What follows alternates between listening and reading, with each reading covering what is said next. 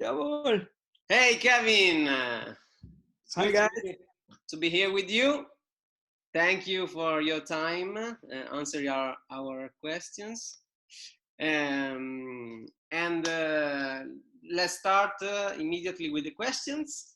So, after several years, you decided to do again the Monster Zero Mesh, the Yeah. festival of your label, of course.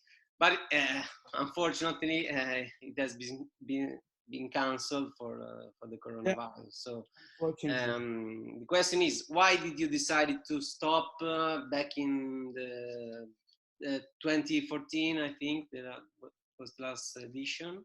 No. I did a few more, but I did some at Christmas time. So the Okay. last time it was called the Monster Zero Christmas, which I thought was really funny, but eventually no. But the last 2 years I didn't do it because I actually started the Monster Zero Mesh because I felt that there was not enough places or little festivals for bands in our genre to play. And but then yeah, a few years later we had the Crossbone Fest, we had the Puke Fest, Yeah. yeah, of course Raduno, and so many little You parties are that the father of Raduno, isn't it? You are the father of Raduno, let's I say. don't know. I don't like to be the father of anything. So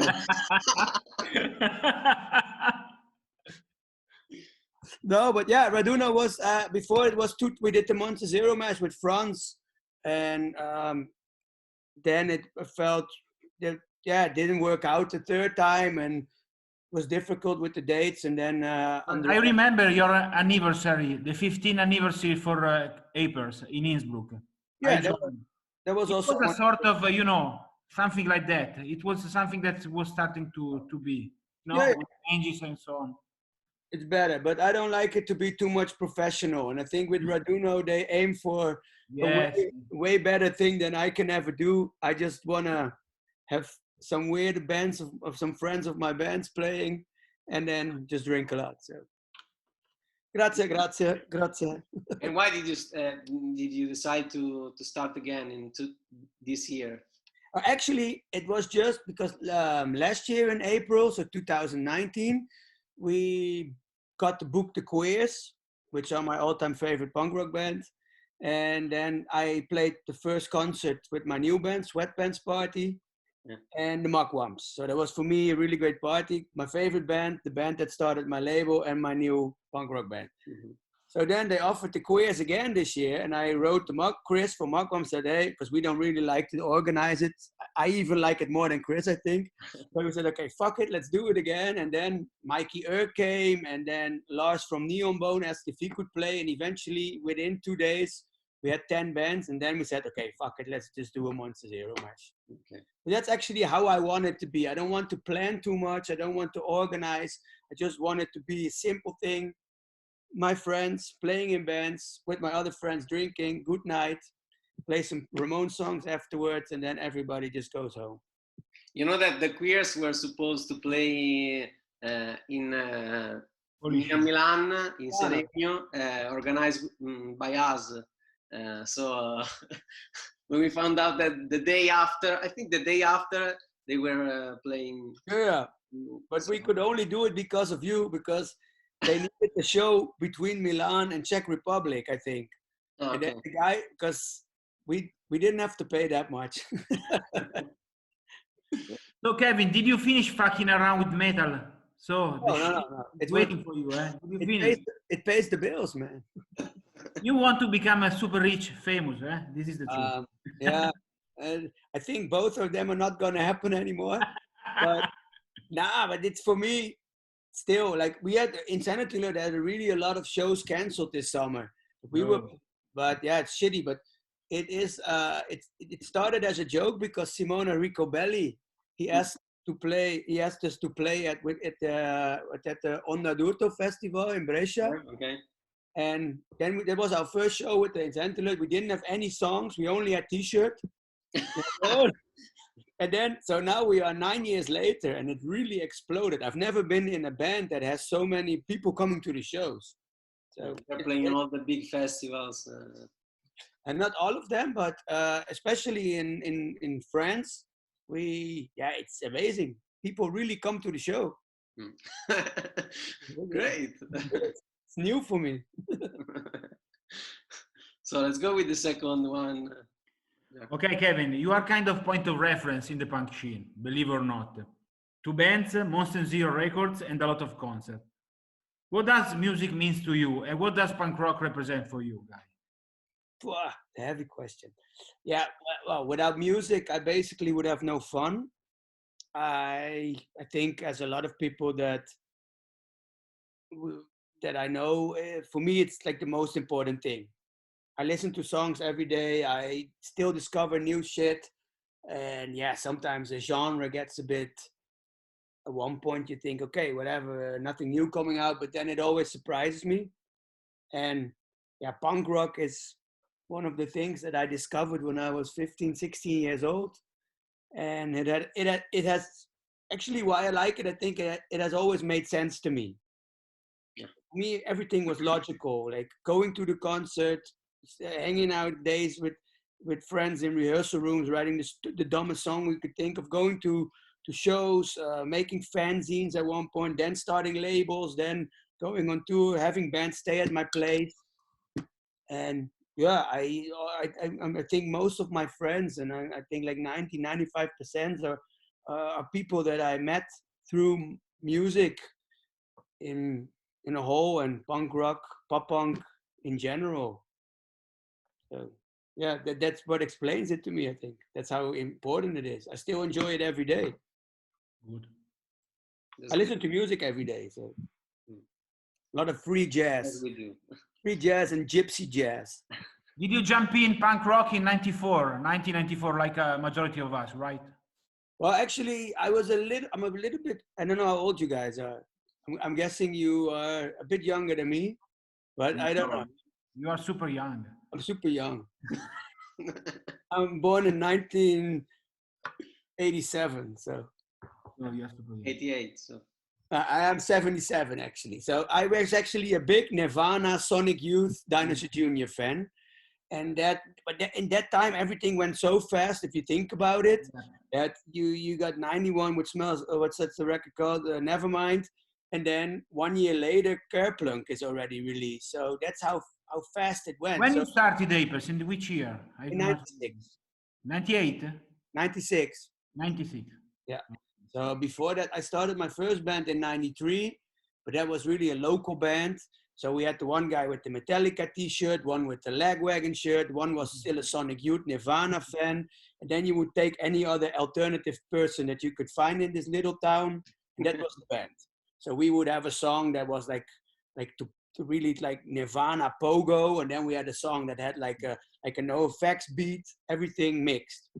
Then I discovered Screeching Weasel in 94. I went to America with my parents for the first time. I bought End of the Century, I bought Enter for a New Tomorrow, and I bought Beat Off in a record store. Yeah, that's when. Okay. And then since then, I'm a junkie for that. And then I met Marine, who was a complete idiot. No. He was a great guy already. Big musical talent. Great. So with Monster Zero Records, yeah. Advertisement. With Monster Zero Records, you never stop, even in this situation. Some weeks ago, you have published the split with Dorktron and 7 Years Bad Luck, and the new album of the German band Sewer Rats. Sewer Rats are new. That's all my records. Okay, great. That's my laundry. But it's dry already. Okay. So you never stop. How do you choose what album to publish and what band to support? And it's hard, but as I'm pretty much friends with everybody on my label. It's all people that I know, that I've met, that have come to shows of the Apers or otherwise around, or the other way around. I've been to their shows, and that's for me one of the most important things, because I never started a label to get hit records or to get the biggest band or the biggest selling. Same with the Monster Zero Mash. The label is actually it continues where the Monster Zero Mash started. For me, it's important to release these bands that I think need a place. And for me, it's a really, I love the genre. As I said, you know, like Ramones, Screeching Weasel, Queers are for me the Holy Trinity. And I started that label because I thought there were so many good bands in Europe, especially and worldwide, that didn't have a place to put their records out. And that's for me, that justifies everything that I do. And as much as I love, I love thrash metal, I love hardcore punk, I love jazz, but I'm not gonna put that on Monster Zero because that's not the label for it. Yeah. And then, yeah, so ranging from bands like Maladra and 7 Years Bad Lucks to real bands that do it really classical, like Hellingtons and Rico Bellies that really stay. Yeah, but it's, for me, that's the great thing. And yeah, for example, now the singer from the Sewer Rats, I met him about 4 or 5 years ago in Cologne at a show at the Sonic Ballroom.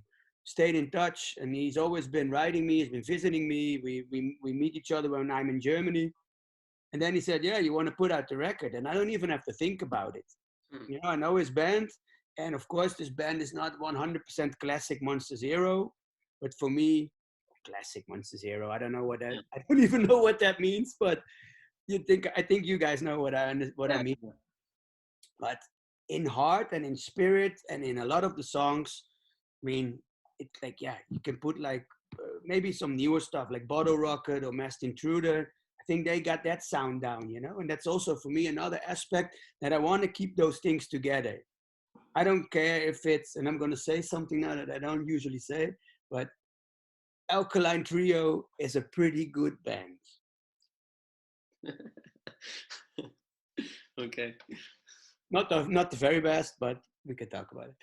No, but it's pop punk, you know, and I want to keep that together. And so, yeah. How do I pick them? I don't know. It just happens, really. Like most of the things, like Midrake, exactly the same story. Burn Swiss, drinking some beers.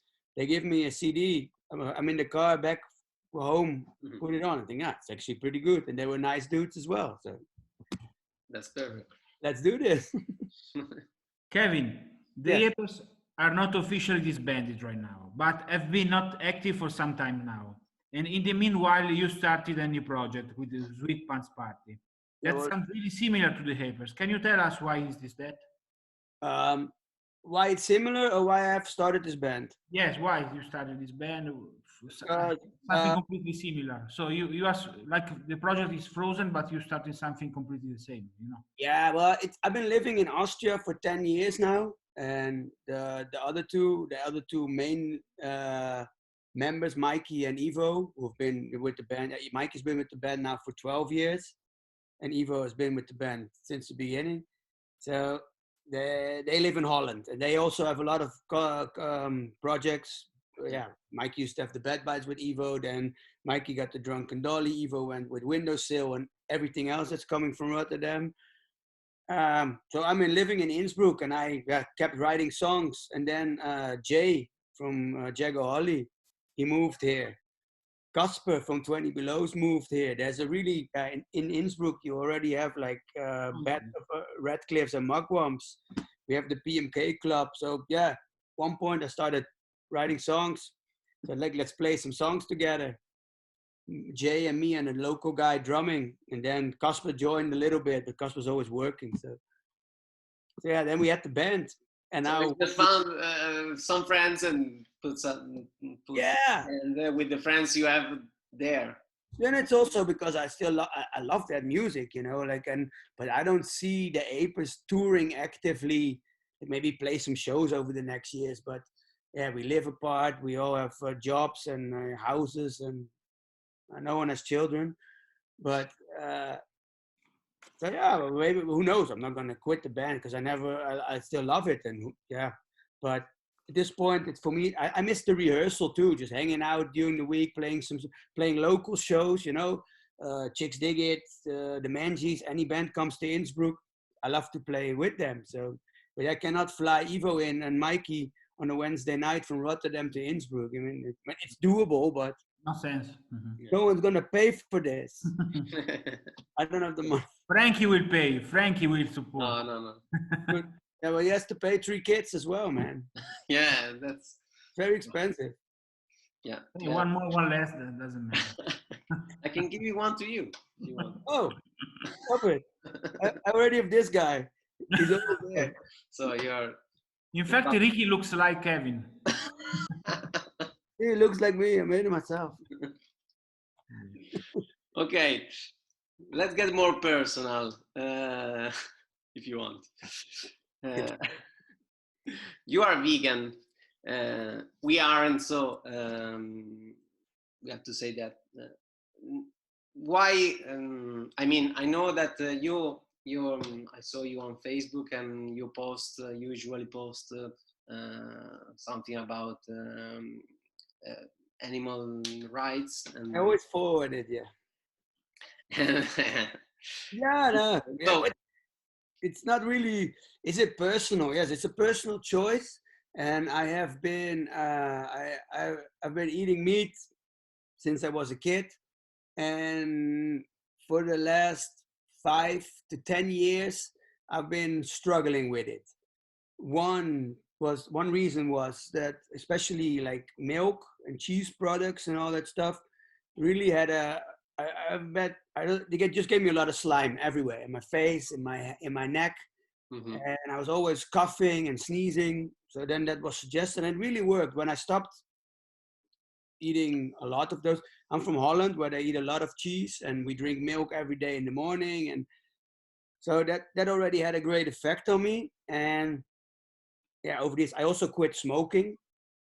So I started to think, well, I stopped drinking a lot of like cola and I don't know, iced tea and stuff like that, like sugary drinks. And I always You're almost a straight edge. Yeah, almost. Yeah. Well, there's a lot of things because that's actually my opinion. I don't feel old. I'm not old, but I'm not 18 anymore.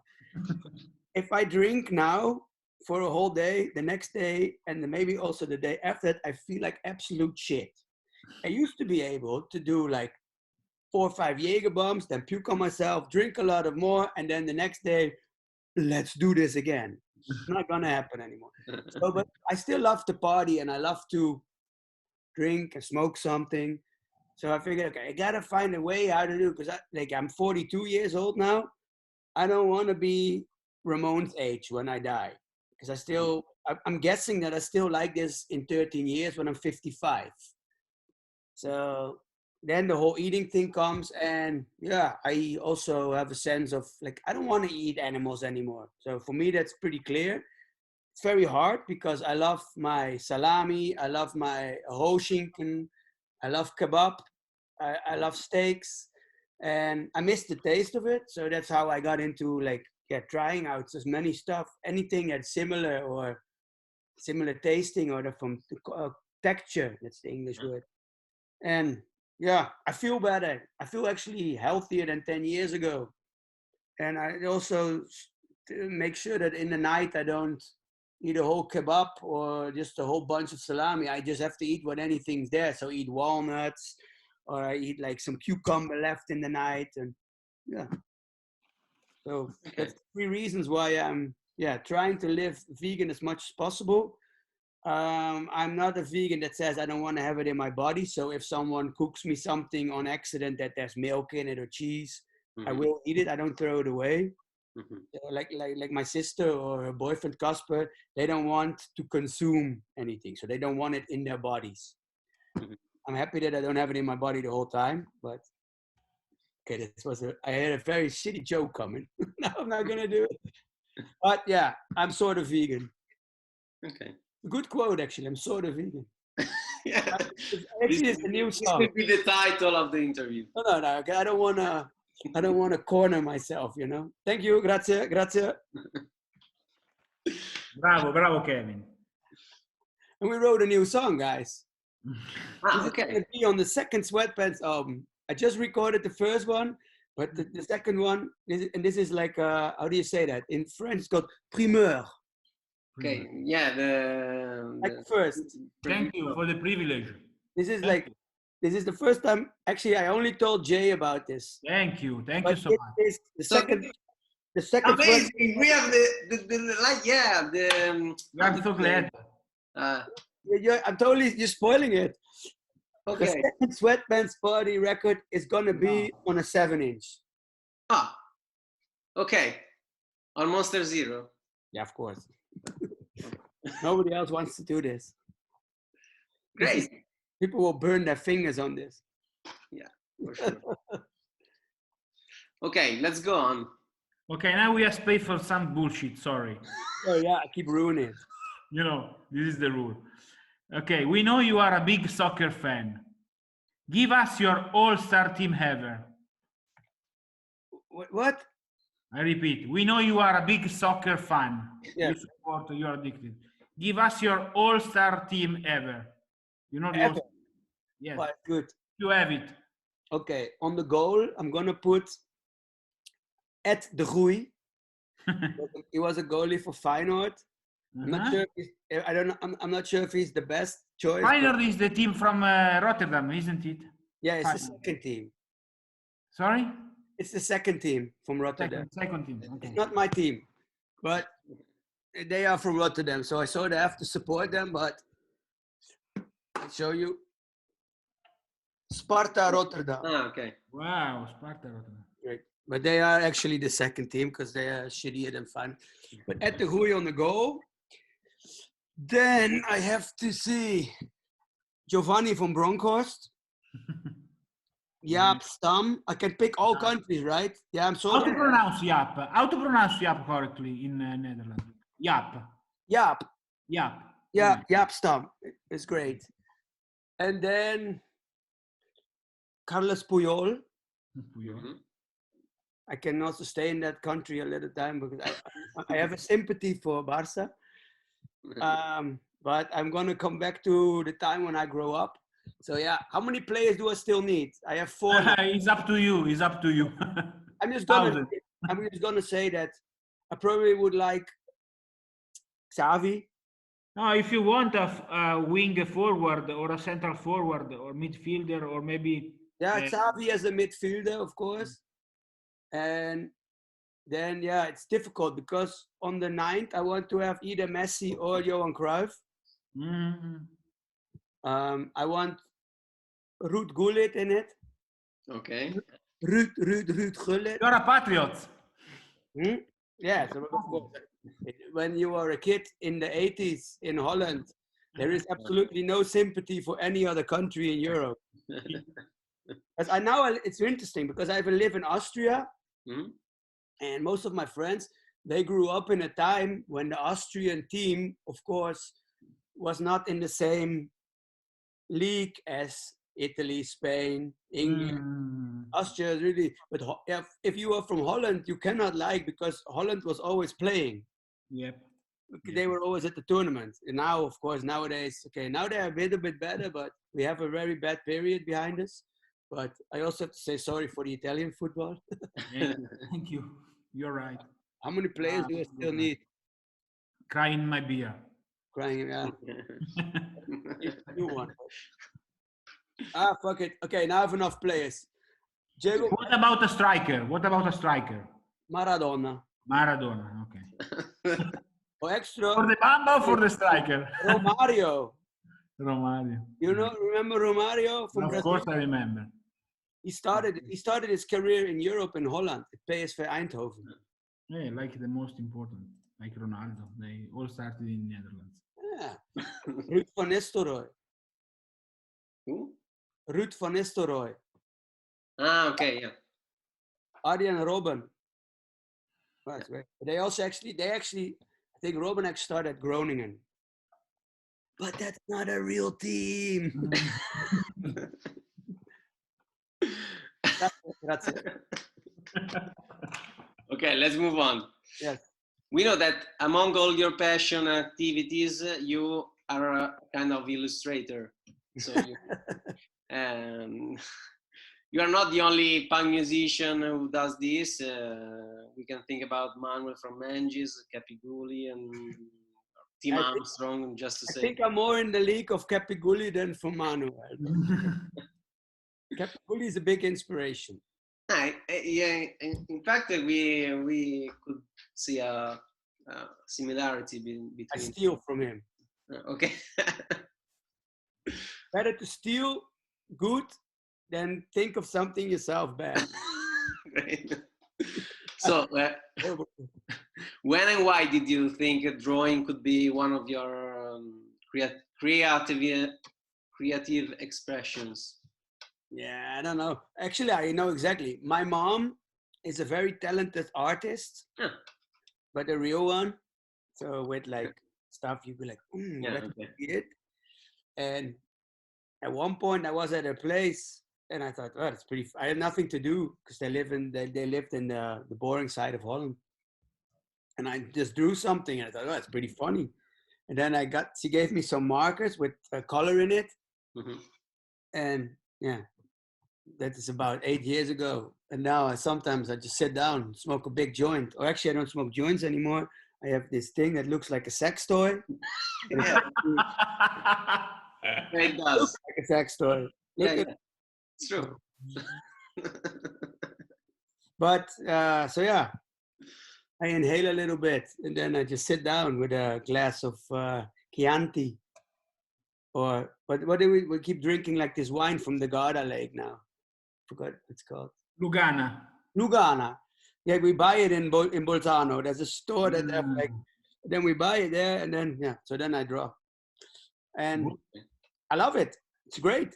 I actually, for myself, I like to try it, and at one point, I like to do that more, and yeah, whatever. I don't know if it's real art or not, but then again, what is art? So yeah, I have a great time doing it. It's almost more fun than playing in a band. Don't need anybody else. That's true. Yes. Okay. Maybe you can, Giacomo, go on. Okay, sorry. You were already late, Giacomo. So the next question is, how did you start listening to punk rock? How and why do you keep on listening and playing punk rock music? Sorry, banal maybe, but it's important to us. Yeah, I got into punk rock basically because of Nirvana. I just, for me, that was completely new. I am from a time when disco #1 was really the hot sound in Rotterdam. And I didn't know any of their music. My parents were not extremely musical people, so I never heard rock music. Then I got Nirvana. Then someone told me that they're kind of like a punk band. And then through reading music magazines and just looking through the thank you lists of records, I discovered, so many bands like the Hard-Ons, Dead Kennedys, Ramones, of course. I got a video with Sonic Youth, Nirvana, and then the Ramones were in there, and then it went like domino. I thought everything was great, and then Weezer came, Green Day. I got the whole Fat Wreck sound, like Pennywise, Pennywise are not on Fat Wreck, so, but Lagwagon, Face to Face, Strung Out, No Effects. Then I went to Rancid. Rancid was on Lookout Records. The Green Day mentioned in the interview that they were friends with the Queers and Screeching Weasel, and then then shit got out of control. Then I loved everything. Then for a few years, sometimes I would not hear a good record. Then you would be like, okay, now Bouncing Souls, Hopeless Romantic came out. Like, wow, it's actually completely new style. Then the Hellcat thing started, rip-off records I did. Oh, we have only 9 minutes left. Hurry up. No, I'm joking. So, and the great thing about it is that I always think, okay, now I'm super bored with the genre. And then something comes by, and that ranges from super different bands. A few years ago, Lisa, my girlfriend, she introduced me to a lot of garage bands like No Bunny and what are they called? Black Lips and stuff. And I thought, wow, there's also good songs in that. And then, there's the Clowns from Australia that all of a sudden put out a record. I think, wow, super crazy. It still surprises me every time. And also within the genre, sometimes I think, okay, now everyone has done everything. And then, for example, the Yoo-Hoo's record that I put out last year, super great little indie pop punk stuff, like somewhere between like Pinkerton from Weezer and the Groovy Ghoulies. I think, wow, it's fucking perfect. Yeah, it's true that sometimes you think, okay, now everyone has said everything, but then you discover another band, another project. It still happens, you know. You think, okay, all the greats have gone, and then all of a sudden, like 15 years ago, Amy Winehouse pops up, and you know that immediately, whether you like that genre or not, you know, okay, this is really gonna be like yeah, maybe like Elvis or something, you know, that big. Yeah. Which sick shit, man. Did that answer your question, Giacomo? Kevin, I have the second part of the question for you. Being a punk means to many people things like challenging the status quo, being just yourself, or be against regardless. What does it mean to you in particular?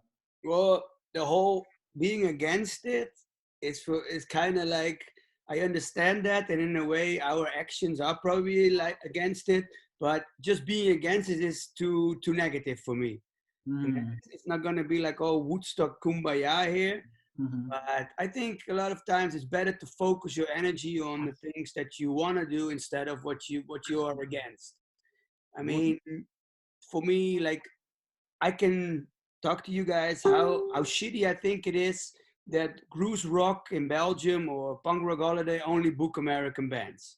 Does it mean I'm against American bands? No. Does this mean I'm against Cruise Rock or Punk Rock Holiday? No. So what can I do? I can start a festival where bands that don't get to play those festivals can play. Yeah, for a lot of bands, like good American bands, like Copyrights or Dopamines or you name them, they can find a label and they can come to Europe. But the other way around, for a lot of good bands from here, like Sugus from Spain or Zadopex, the other way around is almost impossible. And I think, okay, I can complain about it. Like, yeah, so what am I going to do? I'm going to write people like, yeah, it's a disgrace at those bands. Or I can say, fuck it, I'll put them out myself. So for me, that's a lot of ways,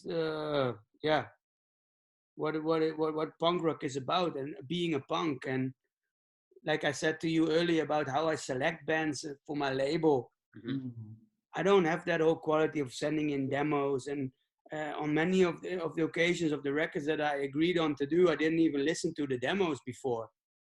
I didn't hear any of the songs. I said, yeah, okay, that's cool. We're going to do a record. So that's a cool thing because I'm free to do that as a punk.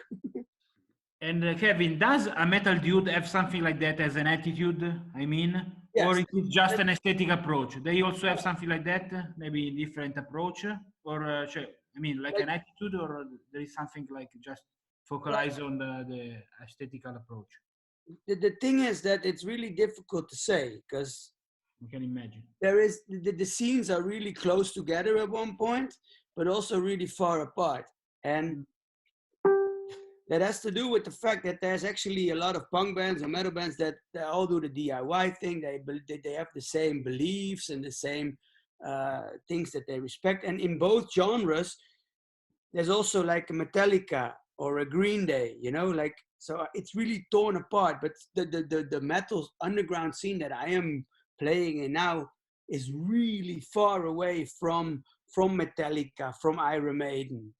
It's way closer to those punk ethics that, for example, what punk bands we have today, New Found Glory, I don't know, but if I'm going to the New Found Glory, Blink-182 Green Day thing, which is punk rock, it's also really far away from what I do. So I think that's really like, you cannot really say anymore. There's punk bands that are way more metal than other metal bands. Like stadium rock, like, come on, like what Green Day does today. Like, I don't even think that a lot of people still call them a punk band, which is fine by me. Like, I don't care, but it is way different from how I do things, how I have to do things, and would I do them differently if I was in the situation of a Green Day or even a Clowns or a Big Fat Wreck Band? Would I do things differently? Like Masked Intruder have been around in this scene forever in different bands. They're really funny guys, but they probably have a different approach than my bands or the Mangies or any band on Monster Zero, and they're still counted to the same scene. Yeah. It's tricky, but metal guys, yeah, there are a lot of different ones, which I'm learning about now. Yeah. Before I always thought it was just one thing, but yeah, I've been touring around in it now for a good 7-8 years, and yeah, it's mega diverse. A lot of metal people like the Misfits, though. Yeah, it's true. This is a band that connects the two worlds.